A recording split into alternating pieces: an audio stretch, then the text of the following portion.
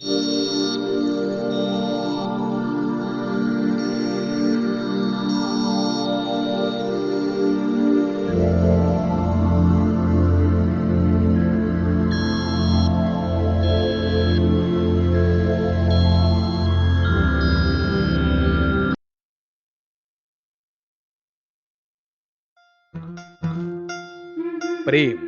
लव, इश्क, मोहब्बत बोलायला किती सोपं वाटतं ना, पण निभावणं तितकंच कठीण.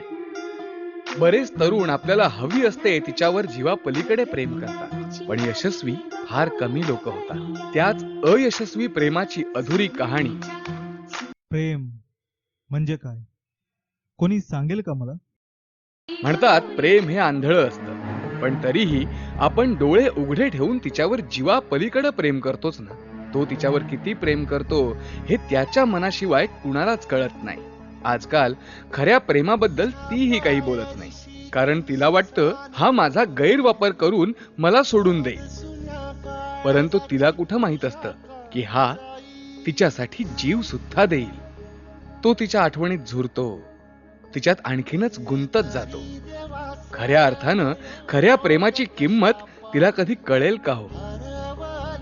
फोनवरती बोललेला 1 तास तिच्या लक्षात राहतो, पण त्या 1 तासासाठी खर्चाच्या पॉकेट मनी मधलं 100 रुपयाचं रिचार्ज तिच्या लक्षात राहत नाही.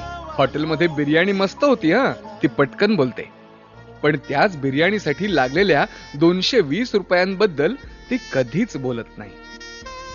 माहितीये, प्रेमात पैशाचा हिशोब कधीच करू नये, पण ऐपत नसताना सुद्धा फक्त तिला त्रास होऊ नये म्हणून मित्राच्या बाईक मध्ये टाकलेल्या 200 रुपयाच्या पेट्रोल बद्दल मात्र ती साधं थँक्यू सुद्धा म्हणत नाही. तिच्या वाढदिवसाला पगारातून उरलेल्या पैशातून तो तिला एक छानसा ड्रेस घेतो. त्यावरती म्हणते, शी काय घाणेरडा कलर आहे. अरे घेण्याआधी मला तरी होता ना, घ्यायचाच होता ना, तर त्या सपनाकडे असलेला सॅमसंगचा मोबाईल घ्यायचा होता. त्याच्या वाढदिवसाच्या दिवशीच ती त्याचं मन दुखवते. त्याला वाटतं आपल्या वाढदिवसाला गिफ्ट राहू दे, पण रात्री 12 वाजल्यानंतर पहिल्या मिनिटाच्या आत जर तिचा एखादा SMS किंवा फोन, हाय जानू, many many happy returns of the day, I love you बबला, हा पा माझ्या बबलाला, हा आपल्या होणाऱ्या चकुलीला, चल बाय सोना, उद्या भेटूया. पण कसलं काय आणि कसलं काय, ती मात्र घरी शांत झोपलेली असते. सकाळी हाच तिला आठवण करून देतो. ती मात्र म्हणते, अय्या तुझाच वाढदिवस आहे. सॉरी अरे मी विसरले. अरे राजा आपण उद्या सेलिब्रेट करूया ना रे. अरे आज माझ्या काकांच्या मुलांचा साखरपुडा आहे ना. आपल्या मनाची समजूत घालून तो एकटाच चौपाटीवरच्या खडकावर बसून दुसऱ्या जोडप्यांमध्ये स्वतःला पाहत राहतो. हे असं प्रत्येक वेळी त्यालाच मन मारावं लागतं. त्याची घुसमट होते. दुपारी पिक्चर, संध्याकाळी चौपाटीवर आईस्क्रीम, पाणीपुरी, भेळ, मावळत्या सूर्याला निरोप देत तिला कुशीत घेऊन निवांत गप्पा माराव्याशा वाटतात. पण सगळं स्वप्न मावळत्या सूर्याबरोबर अंधारात विरघळून जातं. तरीही तो कुणालाच काही बोलत नाही. आज नाही तर उद्या तिच्याशी लग्न होईल, मुलं होतील, सुखाचा संसार असेल, मग त्याच मुलांना घेऊन प्रत्येक रविवारी आपण इथे येऊ. अशा एक आणि अनेक कल्पना. आंधळ्या प्रेमात स्वप्नांमध्ये पत्त्याचे बंगले तो बांधत असतो, पण पत्त्याच्या बंगल्याला वाऱ्याची झुळूक जरी लागली तरी ते कोसळतात, तशी त्याची स्वप्न सुद्धा.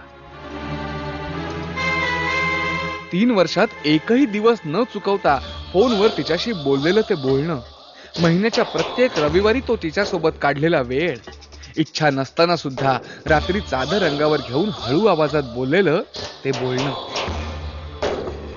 कामावर असताना तिच्यासोबत बोलत असताना कित्येक वेळेला बॉसच्या खाल्लेल्या शिव्या, गणेश विसर्जनाला गर्दीत हातात हात घालून काढलेला तो दिवस, नवरात्रीत तिच्यासोबत केलेलं महालक्ष्मीचं दर्शन, दिवाळीत एकत्र वाजवलेले फटाके, ती 31st ची रात्र, मित्रांना अक्षरशः टांग देऊन तिच्यासोबत साजरी केलेली होळी, 3 वर्षातले सण, घरातली मंगल कार्य, आई हॉस्पिटल मध्ये असताना सुद्धा खोटं सांगून तिला दिलेला वेळ, इतकंच काय, भर पावसामधून बॉम्बे टू रत्नागिरी असा बाईकवरून केलेला धुंद प्रवास. क्षणात साऱ्या प्रेमाच्या भावनांवर ती अक्षरशः बलात्कार करते. उद्या लग्न, लग्नाच्या आदल्या रात्री हळद. डीजेच्या ठुमक्यावर तर्र झालेली मित्रमंडळी नाचत असतात. अंगावर हळद चढते आणि तेवढ्यात घरचा फोन वाजतो. योगायोगानं तोच फोन उचलतो. हॅलो. शशिकांत, सॉरी. देव मला कधीच माफ नाही करणार. इतकं मी वाईट वागले तुझ्यासोबत. माझं तुझ्यावर कधीच प्रेम नव्हतं. अरे मी चक्क तुझी फसवणूक केली आहे. पण मी कसं हा बोलले तुला माझं मलाच नाही माहिती. मला जो आवडतो, माझं त्याच्यावर प्रेम आहे, त्याच्याशीच मी आज पळून जाऊन दुपारी लग्न केलं.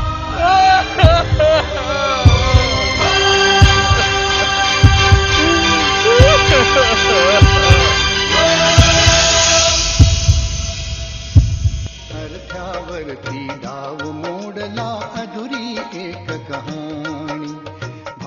त्यावेळेला तुम्हा आम्हालाच काय, देवाला सुद्धा कल्पना करवत नसेल काय झालं असेल त्याचं. मुलं मुली एकमेकांना फसवतात, पण खऱ्या प्रेमाचं काय? आता तुम्ही विचाराल त्याचं काय झालं. तो समाजात प्रतिष्ठित म्हणून वावरणारा आज गल्लीच्या नाक्यावर पडलेला असतो. 365 दिवसांमधल्या प्रत्येक दिवशी सूर्य मावळला की बारच्या टेबलावर येतो. विस्कीचे कच्चे 3 पेग तिच्या आठवणीत डोळे उघडे ठेवून रिचवतो. बरोबरच्या काकडीला मीठ लागतच नाही, कारण तिच्या आठवणीत रडून रडून अश्रूंचा त्यावर खार चढलेला असतो. कुणी विचारलं की अरे तू विस्कीत पाणी का नाही टाकत, उत्तर एकच, खरं प्रेम करणाऱ्या हृदयाला ही शिक्षा आहे आणि मी या जगातून तडफडून मरून जावं म्हणून माझ्यासाठी हे स्लो पॉइझन. असं सांगत तो बार मधून बाहेर पडतो. पाठून ए तळीराम, ए देवदास असं म्हणून मित्र खिल्ली उडवतात, ओरडतच राहतात, हसतात. हा मात्र रस्ता मोजत सिगरेटचा धूर सोडत त्याच घराकडे, जे एकेकाळी गजबजलेलं होतं.